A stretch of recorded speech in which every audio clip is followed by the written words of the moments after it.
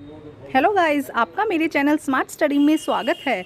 आज हम director of education की तरफ से दी जाने वाली वर्कशीट नंबर 18 करेंगे, जो कि क्लास 8th की है और सब्जेक्ट है साइंस। ये वर्कशीट 16 सितंबर 2021 की है। तो आइए शुरू करते हैं आज की वर्कशीट शुरू करने से पहले प्लीज़ मेरे चैनल को सब्सक्राइब कर दीजिए। तो आइए देखते हैं आज की worksheet, displacement reaction. We have learned that some metal are very reactive and some are less reactive. Also some metal do not react with anyone. बेटा पिछली वर्कशीट में हमने मेटल्स और नॉन मेटल्स के बारे में समझा था कि कुछ मेटल्स जो बहुत ज़्यादा रिएक्टिव होती हैं और कुछ मेटल्स लेस रिएक्टिव होती हैं, और कुछ मेटल्स ऐसी थी जिनकी जो बिल्कुल भी रिएक्शन नहीं कर रही थी। Now we will learn about the reactivity of the metal with the help of displacement reaction. आज हम जो मेटल की रिएक्टिविटी के बारे में जानेंगे, किसकी हेल्प से, डिस्प्लेसमेंट रिएक्शन के थ्रू। तो आइए समझते हैं डिस्प्लेसमेंट रिएक्शन क्या है बेटा। देखिए, डिस्प्लेसमेंट का मतलब होता है कि एक से हटाकर उसे दूसरी जगह कर देना। अगर कोई कॉम्बिनेशन बना हुआ है उसको हटाकर अलग कर देना, इसे हम क्या कहते हैं, डिस्प्लेसमेंट। तो आइए समझते हैं बेटा। देखिए, take 500 ml beaker and label them ABCDE। 100 ml के आपको 5 बीकर लेने हैं, उन पर ABCDE आपको लेबल करना है। Take about 50 ml water in each beaker. 50 ml water each beaker में लेना है आपको। Dissolve in each beaker as a teaspoonful of each substance as given. अब यहाँ पे कुछ सब्सटेंस दिए गए हैं जिन्हें आपको क्या करना है, उस वाटर में मिक्स करना है, डिजोल्व करना है। तो देखिए, ए सबसे पहले ए दिया गया। ए में आपको क्या करना है, कॉपर सल्फेट का सोल्यूशन। देखो, ए में कॉपर सल्फेट का सोल्यूशन डालना है और जिंक ग्रेन्यूल्स Zn डालना है, ठीक है। बी में copper sulphate and iron nails, Fe लोहा जिसे कहते हैं। सी में zinc sulphate and copper turnings, ठीक है। डी में iron sulphate and copper turnings and E में देखिए zinc sulphate and iron nails. तो देखो क्या कहा गया है बेटा, बेसिकली यहाँ पे हमने क्या डाला, कॉपर सल्फेट डाला और Zn डाला। CuSO4 का सॉल्यूशन है और उसके अंदर हमने Zn डाला, ठीक है। नेक्स्ट में हमने CuSO4 का सॉल्यूशन है और हमने Fe डाला, ठीक है। इसी तरह ई में ZnSO4 का सॉल्यूशन लिया है हमने, जिंक सल्फेट का सॉल्यूशन लिया है और उसके अंदर हमने Cu कॉपर डाला है, यहाँ पे कॉपर डाला है, ठीक है।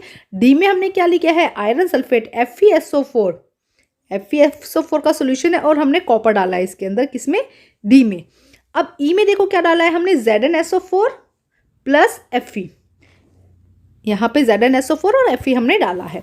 अब देखो, फर्स्ट बिफोर जब हमने डाला है तब ये था, उसके बाद में नेक्स्ट देखो रिजल्ट क्या हुआ, कैसे कन्वर्ट हो गया। देखो, एक क्या हो गया, पूरी तरह से चेंज हो गया। बी भी यहाँ पे पूरी तरह से चेंज हो गया, लेकिन CDE में कोई चेंजेस नहीं आया। तो ऐसा क्यों हुआ है, इसके बारे में हम जानते हैं। तो पहले समझते हैं। देखो बेटा, फर्स्ट में क्या था, CuSO4 सॉल्यूशन के अंदर था और हमने जिंक डाला, इसके अंदर Zn डाला। अब होता क्या है, जो भी मेटल ज़्यादा रिएक्टिव होगा वो दिखाएगा अपनी रिएक्टिविटी, और वो क्या करेगा, यहाँ पे Zn जो है वो ज़्यादा रिएक्टिबल है कॉपर से। CuSO4 में Cu कॉपर है ना, Cu मेटल है, तो जो Zn मेटल है वो Cu मेटल से ज़्यादा पावरफुल है। वो क्या करेगा, इसको यहाँ से हटा देगा और इसको अलग कर देगा, और क्या करेगा, खुद यहाँ पर आकर अटैच हो जाएगा। जब खुद अटैच होगा तो क्या बन जाएगा, ZnSO4। थोड़ा सा समझो बेटा इसको, ये खुद इसके साथ में जुड़ गया, इसने क्या बनाया, ZnSO4। अब Cu को उसने हटा दिया और Cu को क्या कर दिया, अलग कर दिया, Z। तो इस तरह से रिएक्शन हुई, ZnSO4 बन गया और Cu बन गया।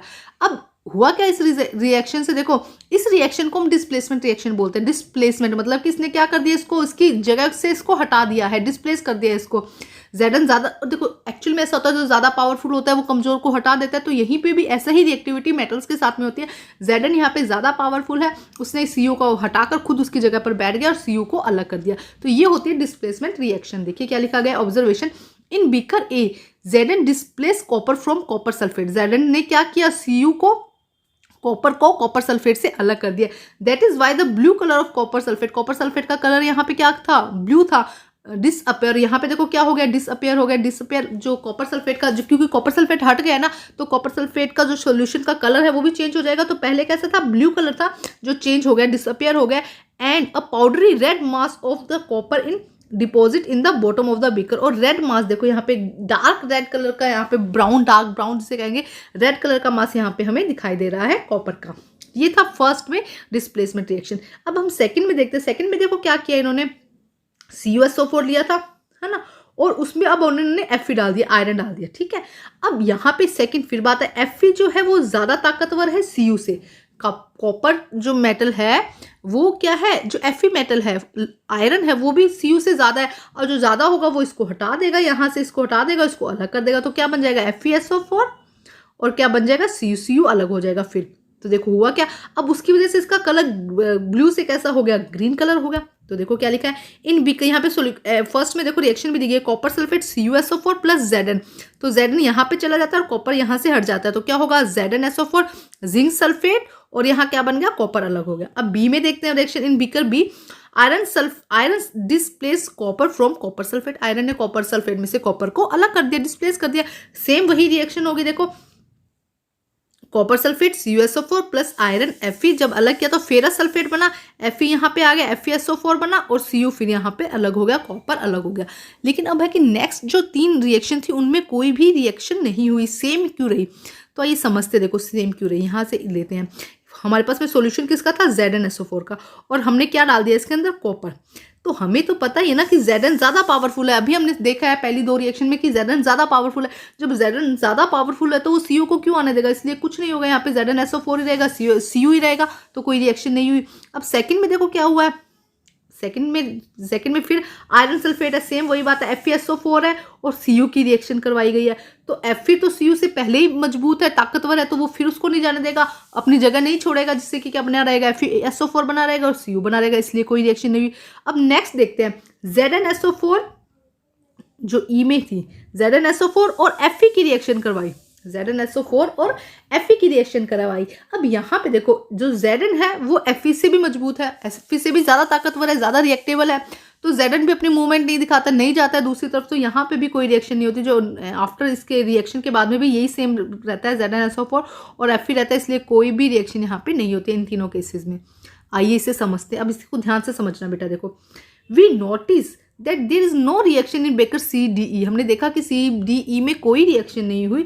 The rule here is that a more reactive metal can displace less reactive metal, हमने ये बिल्कुल अच्छे से देखा, Zn और Fe ने Cu को रिप्लेस कर दिया था, जो मोर रिएक्टिव मेटल था वो क्या कर रहा था, जो लेस रिएक्टिव मेटल को डिस्प्लेस कर रहा था, but less reactive metal can not displace a more reactive metal. और हमने ये भी देखा जो लेस रिएक्टिव था Cu ने ZnSO4 में से Zn को अलग नहीं किया, हमने ये भी देखा कि जो लेस रिएक्टिव है वो उसको जो मोर पावरफुल है उससे अलग नहीं कर पा रहा था। ये तो रूल है ना बच्चे, देखो that's why there is no displacement reaction take place in beaker CDE, इसीलिए वहां पे कोई रिएक्शन हुई नहीं।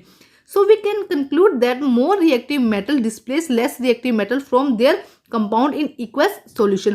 एक्वस सोल्यूशन मतलब जलीय विलयन, जिसमें पानी डाला जाए, जलीय विलयन। अगर तुम वैसे ही सोल्यूशन रखोगे ZnCu तो उनमें कोई रिएक्शन नहीं होगा, लेकिन उसका एक्वस मीडियम रखोगे, एक्वस सोल्यूशन रखोगे, तब क्या होगा, जो मोर रिएक्टिव मेटल होगा वो अपनी रिएक्शन शो करेगा।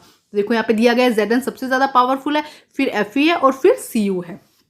तो अब हम करते हैं इसके क्वेश्चन आंसर। देखिए क्या क्वेश्चन है, what is the colour of the copper sulphate and copper. Copper sulphate का सॉल्यूशन का जो कलर है वो कैसा था बेटा, ब्लू कलर, ठीक है, ये था कॉपर सल्फेट का। एंड जो कॉपर का कलर कैसा होता है, red mass of copper, copper का कलर कैसा होता है, रेड मास। तो ये हो जाएगा फर्स्ट का आंसर। कॉपर सल्फेट का कलर कैसा है, blue colour, and copper sulphate का कलर कैसा है, ब्लू, एंड कॉपर का कैसा है, रेड मास ऑफ कॉपर, ठीक है। नेक्स्ट क्वेश्चन देखते हैं, Why is the copper cannot display zinc from itself salt solution। जब कॉपर का सॉल्यूशन था उसमें से कॉपर अलग क्यों नहीं हुआ, बताइए। अभी समझाया है मैंने, कॉपर क्या है, जिंक जो है मोर पावरफुल है, मोर रिएक्टेबल है, जबकि जो कॉपर है वो लेस रिएक्टिव है, इसीलिए क्या हुआ था, जो कॉपर था वो Zn को अलग नहीं कर पाता है। तो आइए करते हैं इसका आंसर हम। देखिए answer number 2, the reactivity of copper metal is less than zinc, hence copper does not displace zinc. इसीलिए क्या किया था, जो जिंक था, जो कॉपर है वो जिंक को अलग नहीं कर पाया है। The reactivity of copper metal is less than zinc, zinc से रिएक्टिविटी क्या है उसकी, कम है कॉपर की, इसीलिए कॉपर जो है उसको अलग नहीं कर पाया। तो आइए करते हैं क्वेश्चन नंबर 3।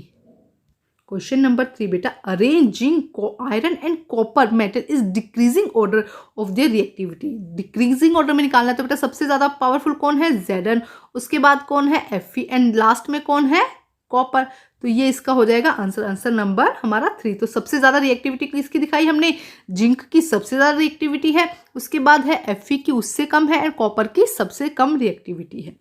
नेक्स्ट क्वेश्चन देखते हैं, what happen when an iron nail is placed in a copper sulphate solution. Iron nail को जब कॉपर सल्फेट की सॉल्यूशन में रखा जाता है तो जो सॉल्यूशन है वो ग्रीन हो जाएगा। क्यों? क्योंकि क्या हुआ था, आयरन नेल Fe ने क्या किया था, CuSO4 में से Cu को डिस्प्लेस कर दिया। तो आइए करते हैं इसका आंसर हम।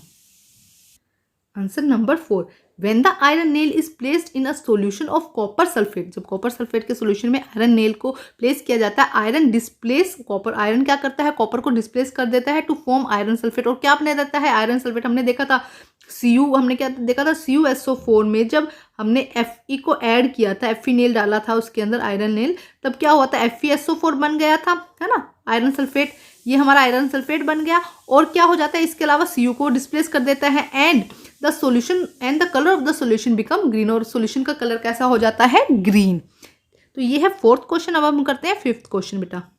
Question number 5, complete the reaction Zn dash plus zinc sulphate plus ZnSO4 and copper. क्या बनेगा बेटा, यहाँ पे क्या आएगा, CuSO4। वेरी गुड, यहाँ पे क्या आएगा, CuSO4। आप ये भी लिख दीजिएगा कॉपर सल्फेट, ठीक है, ऊपर से और अच्छे से देख लीजिएगा बेटा, ठीक है। क्या बन जाएगा, कॉपर सल्फेट, यहाँ पे CuSO4 आएगा तभी तो वो ZnSO4 बनेगा ना। तो क्या आ जाएगा, कॉपर सल्फेट डैश की जगह क्या आ जाएगा बेटा, कॉपर सल्फेट। तो बेटा आज की जो वर्कशीट है वो कंप्लीट होती है। वर्कशीट कंप्लीट करके अपने टीचर से चेक कराइए और प्लीज़ मेरे चैनल को लाइक कीजिए, सब्सक्राइब कीजिए और शेयर कीजिए। Thank you students.